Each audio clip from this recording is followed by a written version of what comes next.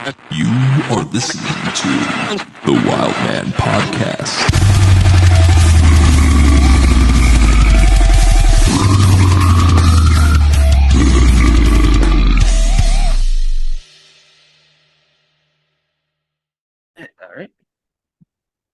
All right. Thank you for choosing the Wild Man Podcast. Today, we have the privilege and the honor to interview these lovely gentlemen. If you care to introduce yourself and say what project you are in. Hi, I'm Seb. I am the guitar player, one of the guitar players from Dripping. My name is Ed. I'm also one of the guitar players of Dripping. Then I have a side project called Vacant Moly, but it is currently inactive, and I do not know if I'm gonna bring it back. But for now, just doing Dripping. Hell yeah. I'm Slam. I play drums in Dripping and Roots of Deception, Groaning Wretch. I'm happy to talk to y'all, man. I'm stoked. What's up, you guys? Hey, so thank you for doing the podcast. I really appreciate you guys coming on, and just tell us a little bit about the scene that you guys are from. What is metal like on the East Coast, especially the ecosystem you guys are from? What other bands are you guys collaborating with? I mean, what really, in your opinion, what defines the East Coast sound, particularly the death metal that you guys are playing in the region that you're from? Well, I can talk if you guys want, but Go ahead, Sam. I'm from Connecticut, so I'm not anywhere near these guys. But up by me, it's really dope. We got all the the scene OGs like Malignancy and Suffocation up here. But and I mean Malignancy, all those dudes are the homies. I love those dudes. But it's really cool. It's starting to kind of cultivate a little bit back. There's a lot of new bands in Jersey and Mass, New Hampshire, that kind of whole space. It's really dope. Yeah. No, I gotta say, in regards to your nickname, Slam, I feel like that sort of popularity with a lot of younger generation, it's sort of injected new life back into brutal death metal. Like, there's a lot of young people that are interested now, and they're playing very technical, very heavy stuff. And I think, honestly, the future for death metal is really exciting. Just kind of seeing how it's growing now and where it's going. But yeah, I guess hear from Sebastian, tell us a little bit more, what inspired you to start Dripping? How'd you come up with the name, and what was the original creative vision for you guys when you first began? Okay. And where do you think it's headed? We were in a band, Cadaverment. I'm not going to go all the way back prior to Cadaverment. Myself and Bruce, one of the founding members, were doing Cadaverment, and we had Joe Lorenz on vocals. He's an awesome friend of ours. Tom Kiefer on bass. So it was pretty much a group of friends. I met those guys at Guitar Center towards the end of 1997, and around, I think, when the Disgorge demo came out, and around Devourment Baby Killer, or maybe Devourment demo. My brain is fried.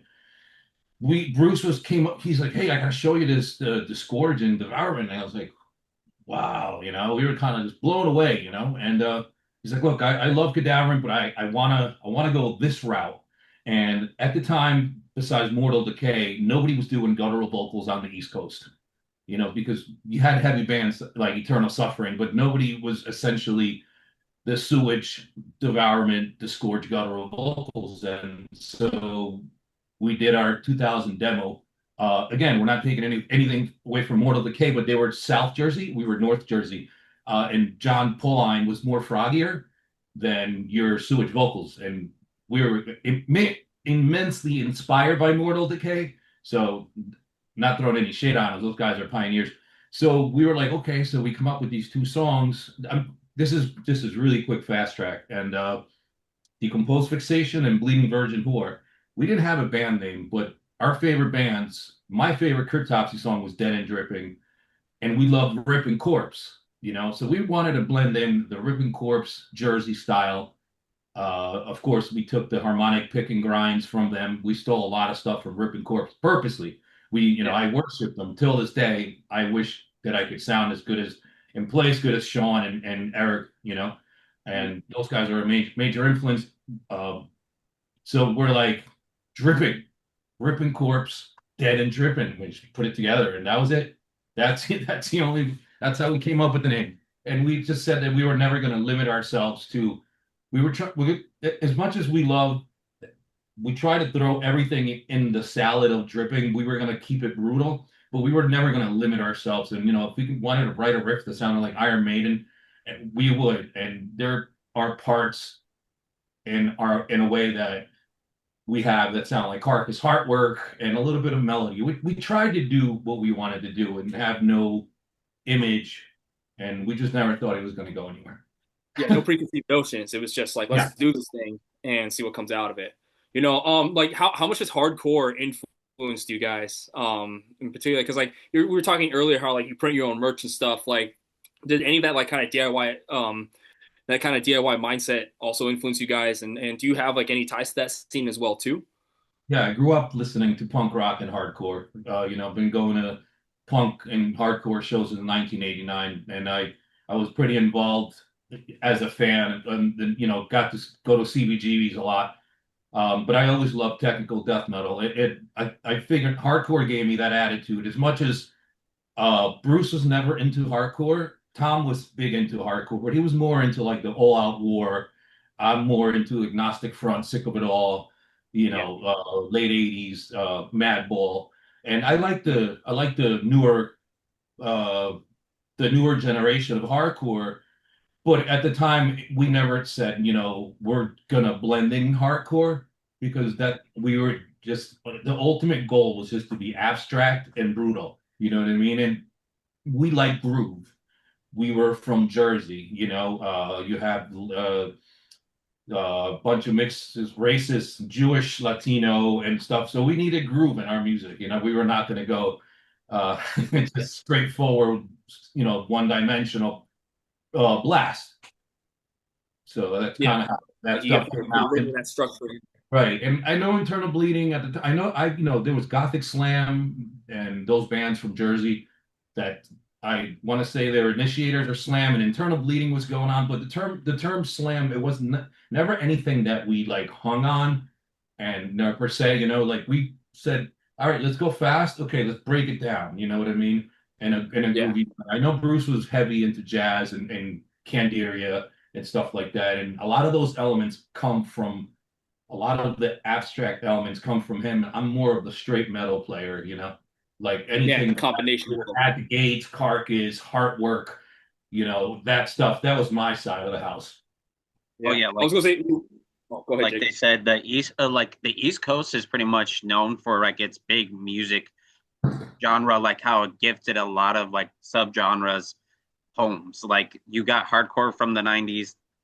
Like you had the East Coast with like death metal with like Phyrexia, like you said, Eternal Bleeding, Devourment, Suffo, and all those guys were doing like the pioneer work to consider, or then make like a lot of people come up with bands and have their own unique style, because in the East Coast, a lot of people don't realize with that side of the world, you got all those mixtures because that's where music originally came from, the East Coast or the South.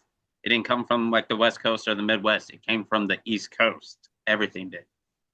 I also think it's like a melting pot of cultures, and I think the bands on the East Coast were never afraid to do something. And you're right. There's a lot of metalcore bands that were, and I missed that era. I skipped over it because I got out of the scene. But there's a lot of good music that came out of from the East Coast that was very creative, and bands that were just not afraid to kind of break that ground and just mix one type of genre with another. Yeah, like with like one of the bands from like the East Coast that's still going, I would say, is like the Acacia Strain. If you look at them, they like Vincent always says, they were supposed to be a grindcore band, but if you listen and hear what they do, it's a mixture of all the styles from the East Coast. That's correct. Yeah, I can hear that. I was gonna say, like, whenever I think East Coast, I was associated with grooves and with slams, and that was like really something that shocked me when I first heard you guys play live at Texas Domination Fest. Like, you had these very like fast, like almost incomprehensible parts, and they would just suddenly have like this stop and a drop in the BPM would just be these like very, very, very heavy slams where there were a lot of space in between. And I love that about you guys. Like, that's what I mean, because to be honest, like I am still kind of going backwards and discovering death metal, coming from core, and listening to like poser music basically. And so I'm discovering a lot of bands with all these histories and stuff, and that's kind of like that is how I found you guys I wouldn't and consider it really seeing poser you music. live. Music's music, Uh-huh. Yeah. it's there's a vehicle that took you to to listen to the obscure stuff that when you start digging, right? The Yeah, you got to start somewhere. Everyone has to start the somewhere. East Coast. I'm sorry. The growing up, I grew up with Ronnie from Incantation. He played bass, but he lived in Newark, New Jersey, and he was a friend. He was a friend of mine. Billy, who is in Bisma and also was an Incantation. He lived next door to me, and Roy Fox from Necroharmonics, lived across the way, and Gutter Christ, and everyone listened to Biohazard at the same time as everyone listened to Suffocation and or Incantation. Nobody really limited them. In my neighborhood, that was something that I've seen. Or people listen to Typo Negative, and like Ronnie was a graffiti artist, and he was the founding member, bass player of Incantation. So the Northeast was never limited to I'm a metal guy. I have to look this way, and I only have to listen to metal. We all got into the Wu-Tang. As far a lot of people that I know that listen to death metal, and I can speak for Roy Fox of Necroharmonics. He's a huge hip hop head. You Yeah. know, and he's an obscure black metal person and death metal and grindcore. He never limited himself. And then same with me. Like I'll play an AC/DC record. Like I go back to any kind of music that I Yeah. love that lifts me up. You're just a fan of music, period. Yeah, I'm Kind just a fan of music, period. Yeah. Ed, can we hear your point of view? I am also a fan of music. But yeah, I guess I'm sorry, what was the question? I kind of got a little bit lost. And I was going to ask you actually, because my next question was for you, kind of talking about melding, being open-minded, melding new influences with the band. What was it like for you joining Dripping? When did you join? How did that happen? And kind of like what do you feel like you are bringing to the table for the band, and what do you hope to leave? Like, what kind of impression do you hope to leave on the listener as far as like writing your part in this story? Okay. So I joined Dripping in 2023. I can't tell you exactly which month. It might have been around the time when school was coming back around that year. Okay. But I was 16, and when I joined, I was like, okay, this is, I'm a fan. This is a big deal. Are you old enough to drink, bro? Currently, or Yeah. back then, obviously not, but currently, no. How old are you now? 19. Oh my god, dude, you're so fucking young, dude. That is crazy, dude. I'm 35. I'm sorry, man. It's blowing my mind, dude. Yeah, it's crazy, man. Yeah, so Sorry. with that in mind, I had and I still have like this weight on me. It's nothing bad at all. It's like I'm extremely grateful to be in the shoes that I'm in. But I was like, okay, I need to, really try and bring out the best that I can for this band. So the whole process of going back and learning the album Disintegration of Thought Patterns During a Synthetic Mind Traveling Bliss. I still stumble saying that, but we put our all into that. I can't tell you how many times me and Seb were in his office just jamming the same parts over and over and over again. I have to give him the credit because he was the one. I didn't have the time to dive into the album and listen to every little part and figure it out. And Ed nailed it like 89%, and the rest came from my memory. So we kind of adjusted it. I'm sure we're still like 95% that we missed a part or two that's not exactly correct. But Ed took the task to go home every night, and he joined through a mutual friend of his who was in the band previously. And Ed is just an amazing, talented guitar player, from classical to brutal death metal, melodic death metal, and he kind of thinks stripping where it already kind of passed me a little bit, but Ed is always kind of grounding us to where what our purpose is in a way when it comes to writing, and the rest of the guys as well. But Ed took the time to learn every little riff, and it'll be like next practice, next song, next practice, next song, and then we're playing. Demonstrated it.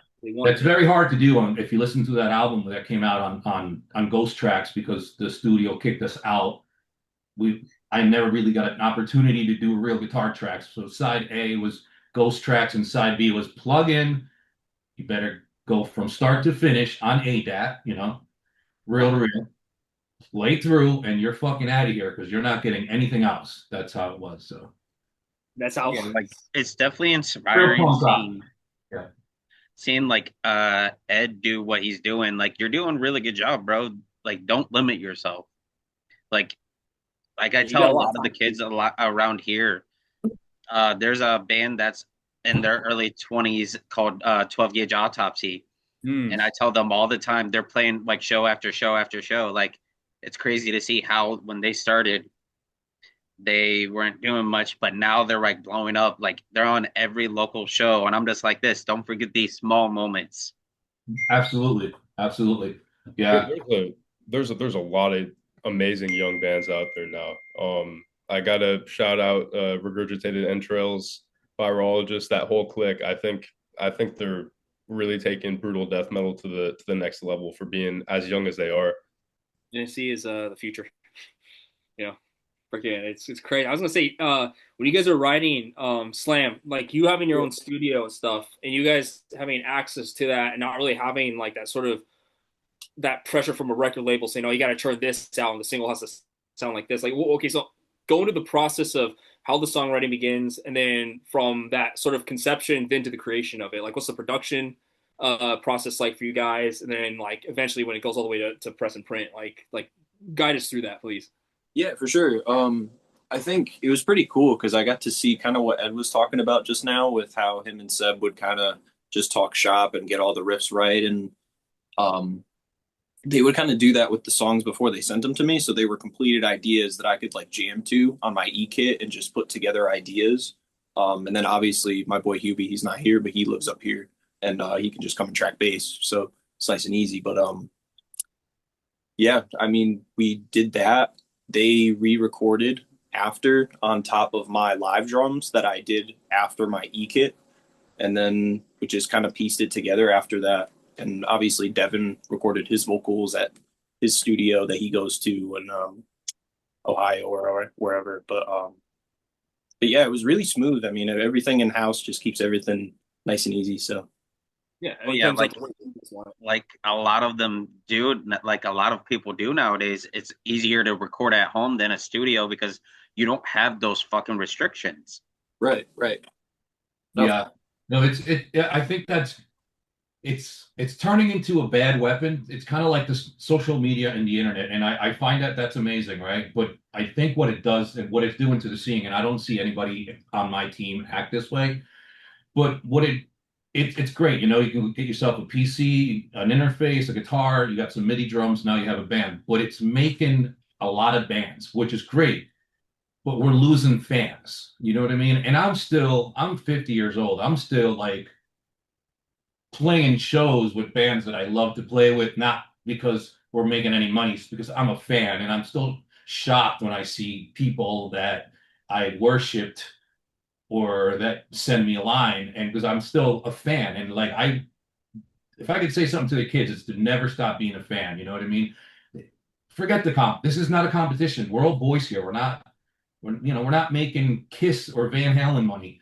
At least we're not. I hope that maybe one day bands could, maybe Cradle of Filth. I don't know, but I think that it's a great thing that you can record at home. I love it. We did try to bring the retro sound on this. I don't know if you guys heard the new EP, but we definitely brought it back to no metronome, no triggers on recordings. I want to use a metronome because I want to use a click track because I want to stay on beat and I want it to come out neat. But we still haven't gotten there yet. We're still doing everything, organic. Mistakes are left there if they sound good, and still punk rock. We're still, the mentality is hardcore. Yeah. Oh, yeah. It's just one of those things. I definitely agree. I agree with that statement. Like I tell a lot of people with the new, like this is just my opinion. A lot of people can take it the wrong way or the right way. With the new wave of deathcore, everybody's trying to be the next Lorna Shore. Oh, We yeah. don't need that.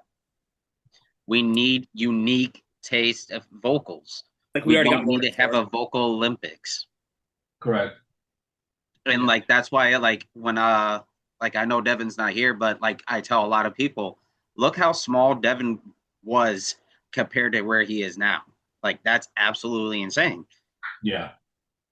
Yeah. No, and I for us, what we try to avoid is that like I don't want to if I want a drum machine, then I'll be like, well, moving forward, dripping is going to use MIDI drums. I don't want it to be perfect. We want live snare, and we don't want a snare that's completely gated and it's perfect, and you didn't lose a beat in a blast. You know what I mean? Like you took the humanity out of you're playing brutal death metal, and our drummer plays everything that he plays on the record. You know what I mean? There's no You want to see those thumbprints on the sculpture. Like you there's want no to see. sampling, unless it's like a weird noise that we want to throw in the background, but there's no sampling on the drums. It's just humanly played.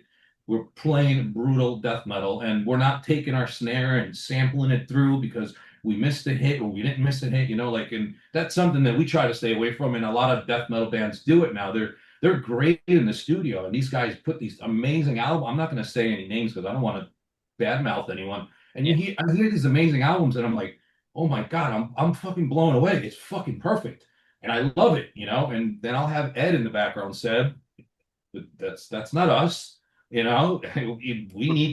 sound like this. We're human, and we bring the abstract element of humanity playing brutal death metal. Like I love it. I get caught up sometimes, and I'm like, I want to sound like that. It's technical as a dying fetus, and just be perfect, and just slam everything on a beat, and but we're doing what we're doing, and it works for other people.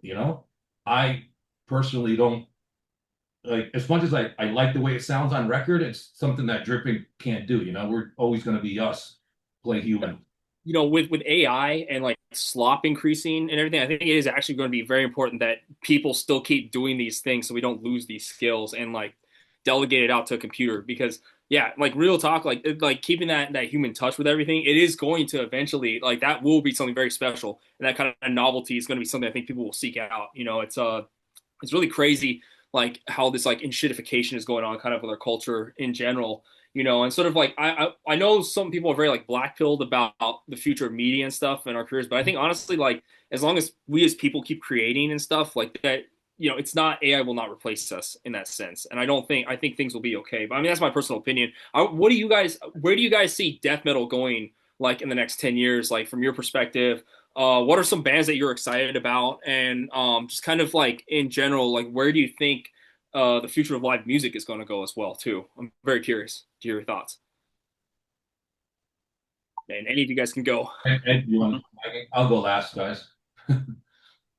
Yeah, we'll talk to the youngest person first. Ed, what do you think? I think it's very, very hard, especially in the times that we're living in. Because we have the internet and access to so much information. I think it's very, very hard to make something that's completely its own vibe. I'm not going to say original because I don't think it's possible to make something that's completely original because everything's just recycled. But to find your own like, okay, for instance, when I listen to None So Vile by Cryptopsy, and I'm chilling in a dark room and I close my eyes, I can envision the studio that they're in, and I can, like it's like if I really put myself in there, like I can like smell mold, kind of like okay, this is like a very like dark, like dripping place, dead and dripping, but Yeah. like they have their own vibe from that album. And I think bands still come out and they have their own vibe. Like I'm not saying it has to sound like Cryptopsy, but Children of Bodom came out, and then a bunch of bands they hopped on that bandwagon, and then it's like, okay, like if you go and look up like melodic death metal on YouTube, there's a good chance that whatever video you click on is going to have those synths and the keyboard, like all that stuff. But yeah, I don't know. I don't think you can accurately predict uh what things are going to sound like. I think you're better off predicting what subgenre within metal is going to be more popular throughout the years. Okay, that makes sense. Like, what kind of how does social media in your mind augment this? like sort of the artist relationship with the audience? Wait, I'm sorry. Could you rephrase that? Like how do you like in as far as trying to take the listener to like the world that you're trying, the creative vision that you're trying to show them, like how do you feel that how do you feel that social media changes this or augments it? I guess like this is yeah, that's kind of like my question right there. You know, because you're probably on. I'm not on TikTok that much, but I mean, I'm sure like you being like half my age, you probably know more about that kind of stuff than I do. There's probably platforms I'm not even aware of right now. You know that your generation's on. You know, but it's yeah, like again, kind of how do like where do you feel like this is flowing to and like where it's going? So when I say like a band having a certain vibe, I'm not necessarily talking about their marketing, although that does play into it. Um, like Final Resting Place, I think they do marketing very well just by not doing marketing in the first place. Like if you check their Instagram, they're like it's just like a blank profile picture and they have like 2 or 3 posts up. I think that's pretty sick. But when I say a band having a certain vibe, I mean like you can push play on any song and then like just for 1 second and it's like okay, I know what that's coming from, but because of distinct qualities that you're hearing that you pick up subconsciously. When I listen to old Dripping records, I get put into a place in my mind that I didn't really know existed in the first place. Um, and that's, I guess, that's more so what I mean by a band having their own sound or their own vibe. I also think it has a lot to do with. It's like you can trip on acid without tripping on acid. Pretty much, yeah. Yeah. And that was the point that me and Bruce wanted that's the effect we wanted to have on humanity. I like that. Opening what the about doors you, to Slim? perception. Yeah. Yeah. Sorry, you guys. I was gonna say with social media, I think that's how me and Sebastian got connected, like through TikTok. I was gonna say with social media, it was the best way to. It's the best way to work with bands. I think, especially like if you're doing like podcasts or if you're trying to like create something with a band, you want to like involve the band and involve that said person. Like you always want to engage with your audience because the fans always look up to like. I think the best way I can explain it is Don put it in like the best way for me is Don said like when we did that like meet and greet, that was all free because Don wanted that connection with the fans. He wanted to hear those stories. You always want to have a connection with a fan. You don't want to charge for VIP.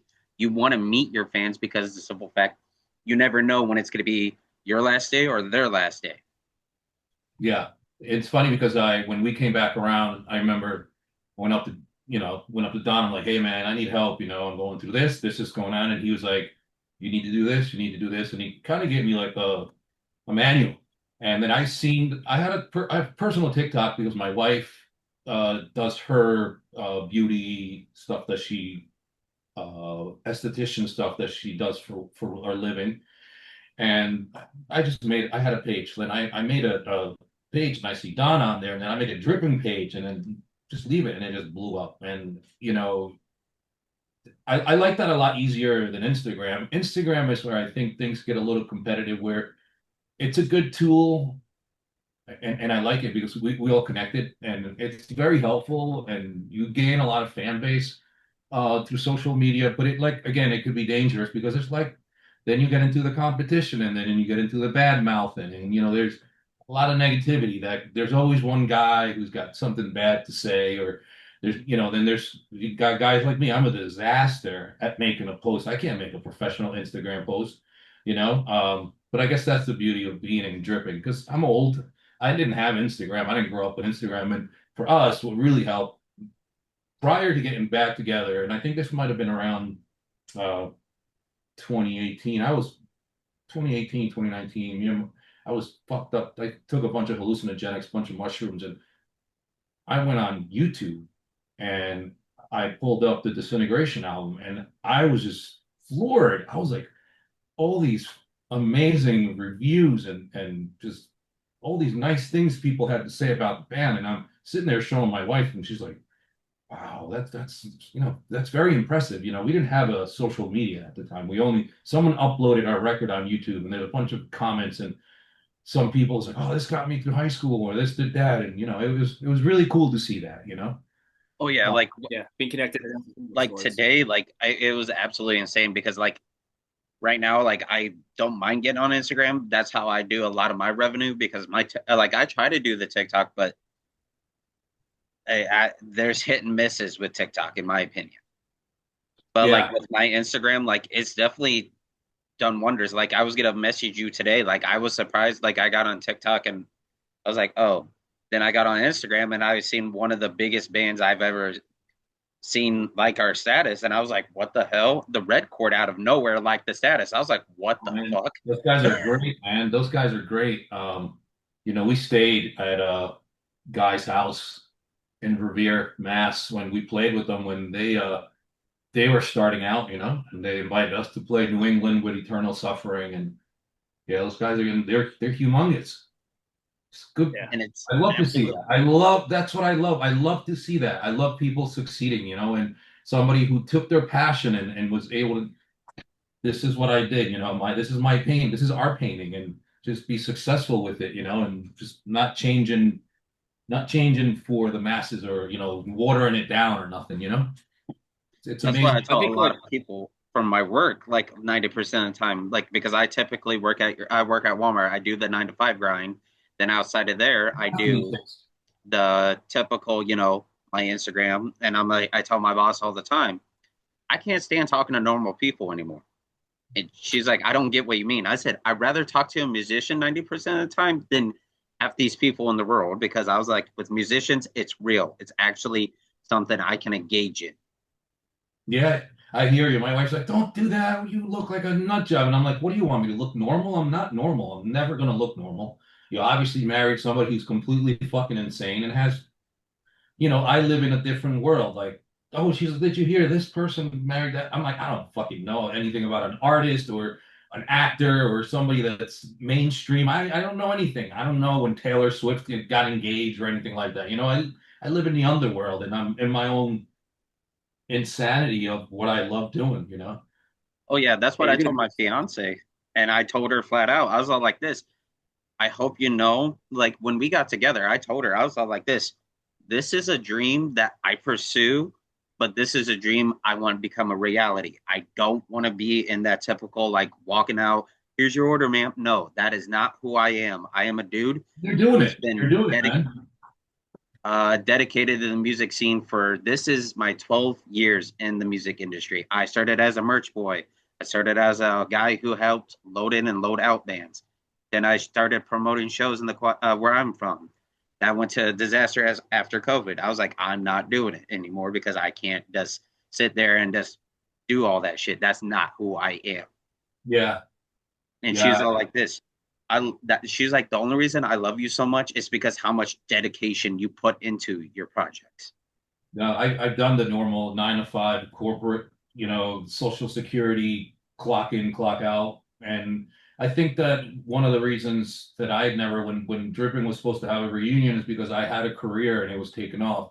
And I made a terrible mistake for like 20 years, leave the scene and not play. I would play my own music, but I just didn't play. It was listen to anything aggressive underground, And I'm back, and I wish I didn't make that mistake, but here we are, and it happened for a reason. The universe will grant you things when they need to happen, and I'm here, and I got a very supportive wife who's like, keep doing. She would love for me to do more. Our circumstances with Dripping right now, we're coming into the getting used to everybody being in a different place, and we're trying to figure it all out with everyone's schedule, and we'll have our time to make it 100% solid again as we're heading on tour in about a month. So I never want to rush it. I never want to rush it, but we have the perfect guys on the team, and it's just a matter. Everyone's busy, but we're all going to have the Dripping time pretty soon again, and we're going to. I mean, you should feel bad, honestly, because the reality is everybody has a job. Like everybody in the music industry has a job. Even those musicians you see touring and selling out stadiums, they got work that they got to go back to, And it's just it is kind of that thing where like you're trying to be your authentic self, And it's trying to put on like a persona for social media, I guess is kind of what you guys are getting at. Warts and everything. You're just gonna Yeah. put it out there. But you should. I remember there. I thought about this. I've been thinking about this quote I heard a few days ago. This famous artist said that the painter should live to paint, not paint to live. And I've been thinking about that a lot now, as like how like kind of sometimes the grind. I think if you grind too much with music, it alienates you from the art itself. And kind of the whole reason why I think we get into it is because we love it. And that when you were talking about earlier, you shouldn't lose that inner fan that you have in yourself. You have to have that genuine love for the music, and that is why you're doing it. Because I'm sure like when you're hanging out with like you guys probably listen to stuff and geek out over death metal still and get excited about it too. And I think that's really like that is kind of what defines us. Like we feel it in here, and that's why we do it. It's not for any other reason really. Yeah, But I like with dripping and stuff, like do you guys have anything new you want to announce? Any new projects underway that we can expect to hear or see soon? Any music videos coming up, or any tours that you want to announce? Slam, you want to take the floor? I don't know how much I can say, but the Limb Splitter, Yeah, we can talk about that. yeah, the Limb Splitter 3 just dropped, and next year I think we are just planning on writing. Oh yeah, We're going to Where we want to bring a second LP to the world. I think everybody's been asking. We shortchanged people a little bit we came out with the Archaic EP, and a lot of people it was positive feedback. Love the material. It was a little shy. This Limb Splitter, I don't know if you guys heard it yet. Yeah. Yeah, I so Limb absolutely love Splitter- it. Yeah, and I'm excited for it. I think it's like it's really us, and it's us doing what we love to do, and it's like um it was actually it came in a time where the lineup was there. Everybody was all there pushing with the same effort where Archaic, it was half of us pushing very hard to get it done, and the other half of the band was not kind of, it was. I'm definitely like excited to see what We the lost lineups in the middle of the record. I think I want to say, right, Ed, we like switched lineups in the middle of recording Archaic, right? I We don't have to say can't anybody's recall it. I can't recall exactly how it played Right. out, but I believe between the time where we recorded it and we released it, maybe before it even got mastered by Slam, I think we did have a lineup change, but We did have a lineup. everything happens for a reason. We're on a great path right now. We're on a great path to success. We just put out Limb Splitter, as stated earlier. We're moving forward, moving the dripping train. Yeah. Oh yeah, like I can't wait until like I said, I can't wait to move to the East Coast. I'll definitely come and hang out with you guys. I would love to hang out with you guys because, like I No, said, man, absolutely. Are you doing anything with Waking the Cadaver? Are you joining the band or? I'm not joining the band. Okay. I wish that would be like a dream and a half. Right. Like me and Don, like I don't have a lot of connections with a lot of the people I interview because like some of them are big, like gotten bigger over time and they got busier. And like after like me and Don like had that like sensual like connection, you know what I'm saying? Like like how do I put this in like a father son way? Mhm. Because like I lost my dad when I was 19 and I didn't like I only had music to get through it. And like as soon as me and Don started talking, like we just like collab on a lot of ideas. Like I like collabing with bands. Like the photographer that I brought with me, I always love bringing him with because I'm like this. He's so good at his job, and I was like this. And I give him ideas. He's like this. You've been in the music industry longer than I have. Can you give me any suggestions? I was like this. Yeah, invite Waking the Cadaver to a collaboration when you do their pictures. I was like, you usually get 10 to 12 likes. I was like this. I promise you, if you invite them as a collab, your stuff is gonna blow up. He's like, are you sure? I was like, watch. And he did, and now he's sitting at 1,000 likes and he's getting booked like crazy. Yeah, no, I thought that was great. I follow Don, and I think he's excellent. I admire what he does. He's definitely an amazing singer, frontman, as well as a person.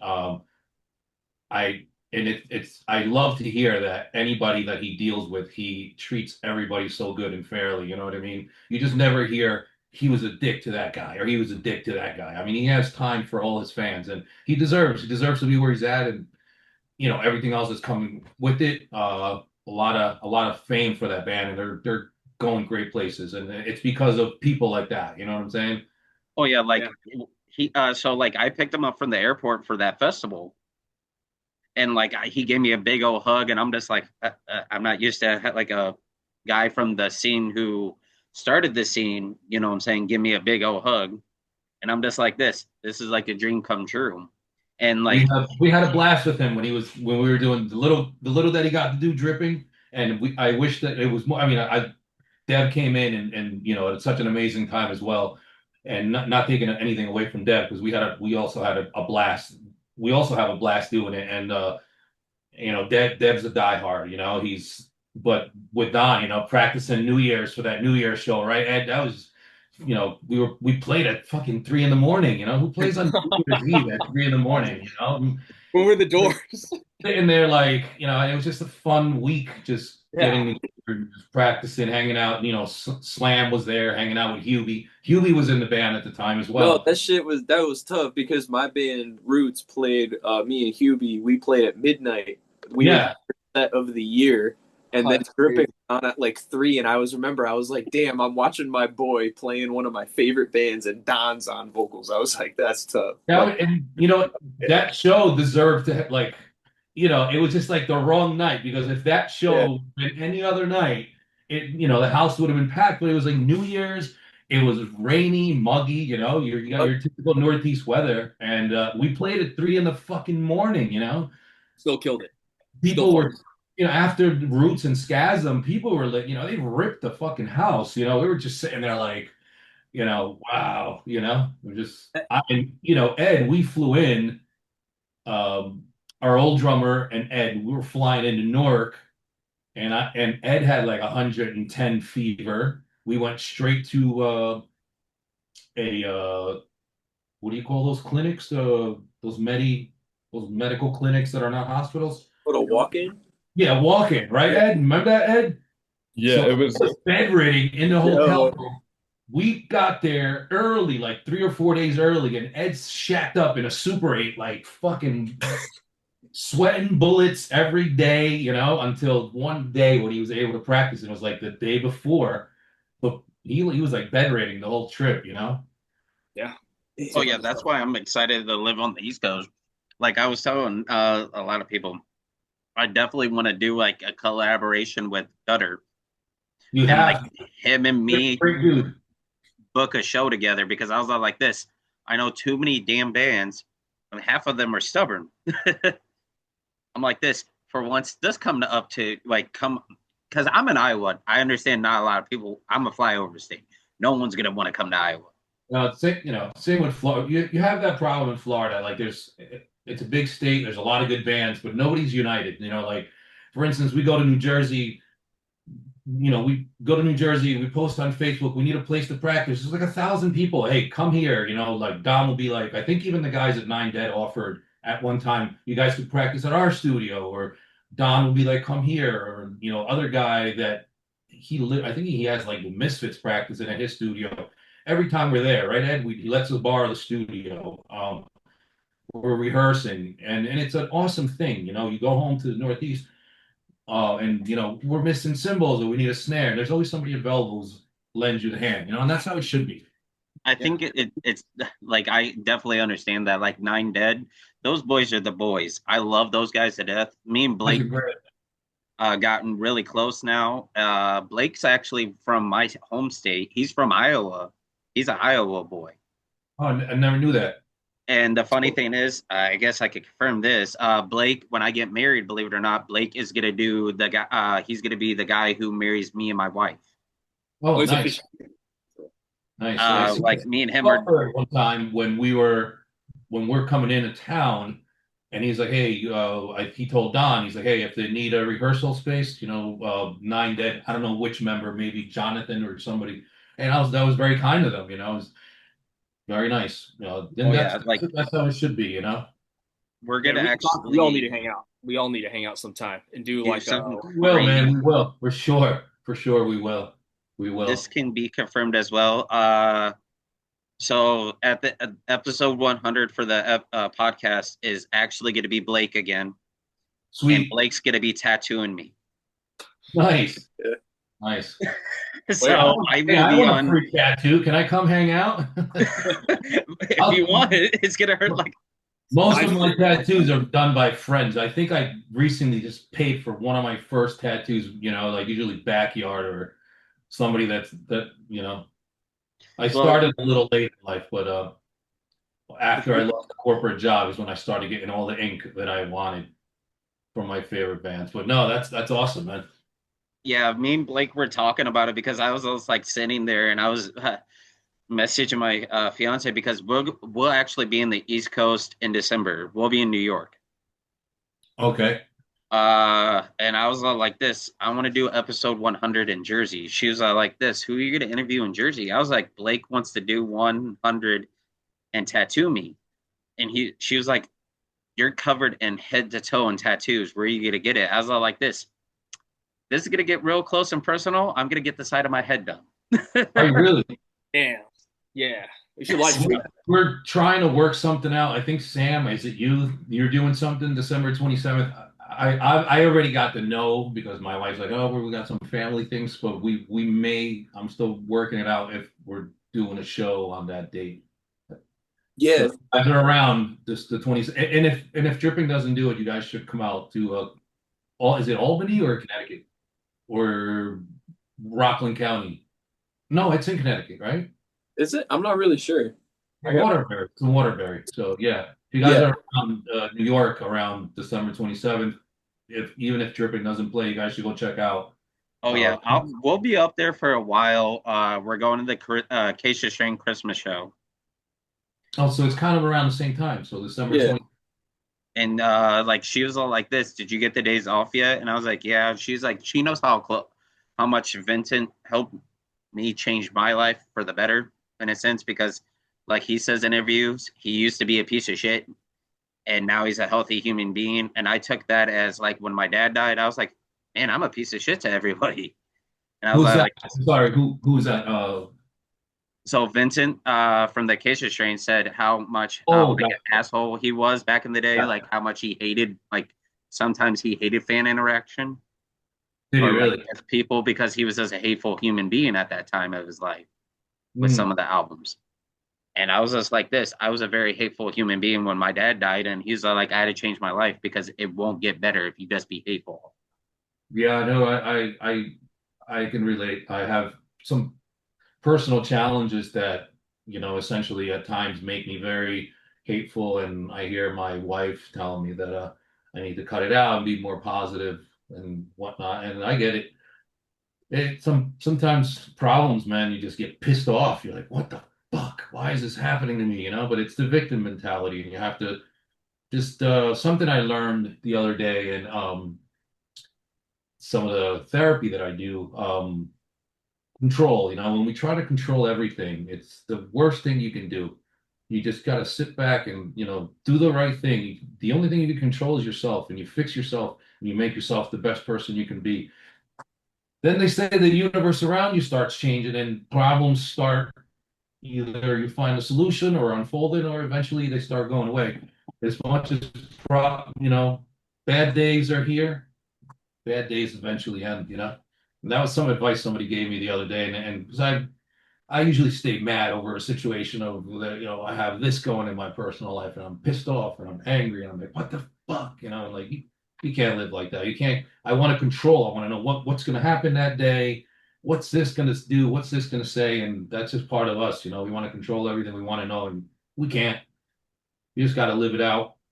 Oh yeah, I'm definitely glad we definitely connected. When you message me on TikTok, I don't see those message requests because half the time TikTok is their notification.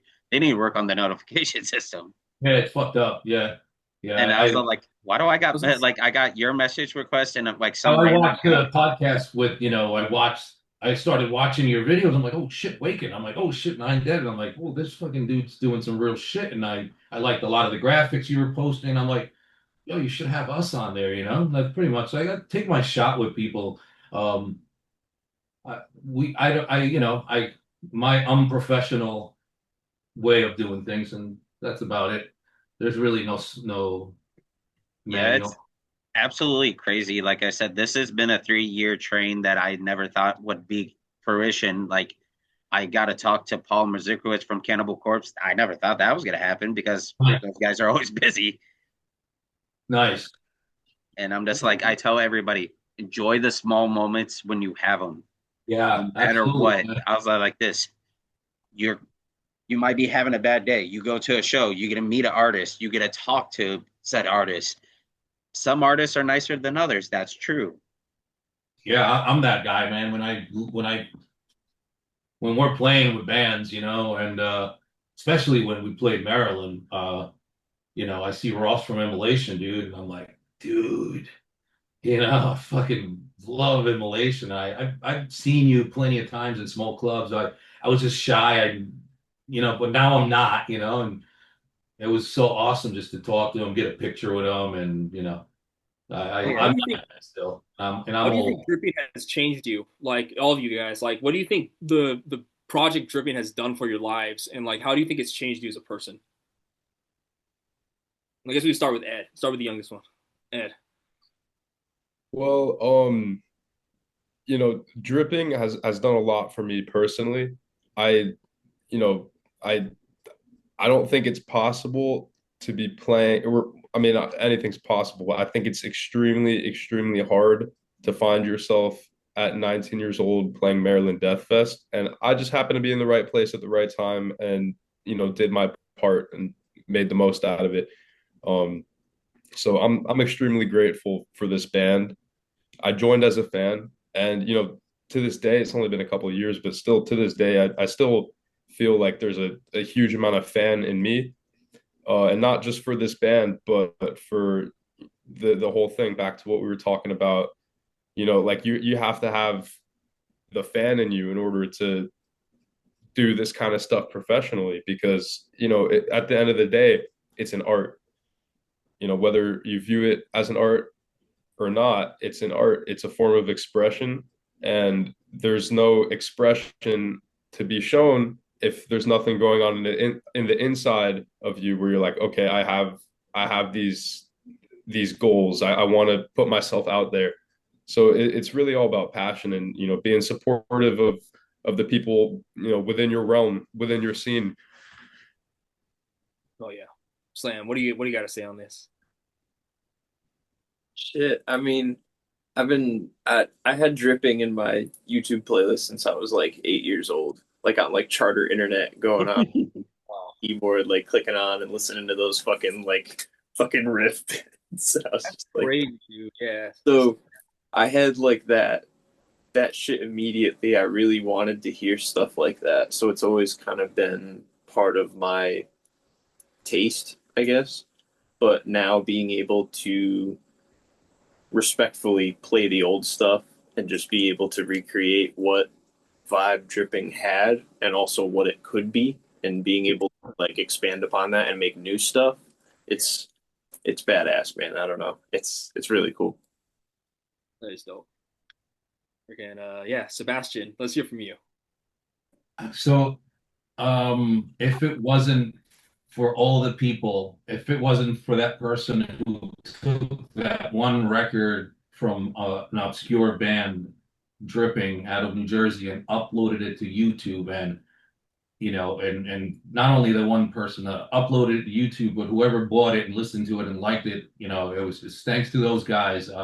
We wouldn't be seeing what we're seeing and be able to play the places that we're playing nowadays. I mean, we recorded with Derek Roddy. We some legends are somehow in a way involved in what you know we do and what I believed in when I was 23 years old, and that I thought would never even get out of say Patterson, New Jersey. I'd never think that outside the 20 square miles anybody would even know us. And it's thanks to people like whoever likes us, listens to us, and we're able to, be in the same places at Immolation. And I was at a show one day. I meet Rob Barrett, guys that are legends that we look up to. But it's thanks to the fans that we're able to actually come out and play Maryland Death Fest and play some amazing shows, and I think it goes back to being the fan. And I think what changed me, I was just like, wow, people actually like this insane, fucked up mind that I'm trying to transcribe here. Some people do, but some people find it cool. I mean, I try to stay artistic. I try to stay progressing and growing. There's been times that I take long breaks from dripping. Some, personal life gets in the way. Obviously, at my age, I can't just sometimes just be 100% connected. But I'm very thankful for what it's gotten us. And again, that I hear from people from all over the world, hey, come to England, come to Germany. And we're like, well, yeah, let's do it. We're ready. Tell us when we're there. Any worldwide promoters, book them, please. Yeah, we're down. We're down. Give us at the right time. We'll be there. Yeah, the DMT trip that is dripping needs to hit everybody's pineal gland worldwide. Sure, man, for sure. Yeah, you guys. It's awesome talking to you, like hearing all these stories from you and stuff, and just like, getting to pick your brains. Like it's been an honor. It's been an honor. Thank you so much. Yeah, the honor is ours. Yeah, thank you guys, man. All right, yeah, Thanks Jacob, for having us on. We're good. All right, cool, excellent. Well, guys, thank you for signing into the Wild Man podcast and hanging out with us today. Dripping, I hope that we can do this again in a year and get to celebrate some more successes and hear about the new stuff that you guys got releasing. So once again, thank you for hanging out with us. I'm Che, and it's my host Jacob, and we're here with Dripping today, and hope to see you again soon. Wild Man podcast out. Thank you, guys. Yeah. Much love and success, all right? Oh, yeah. Much love. You too. The Wild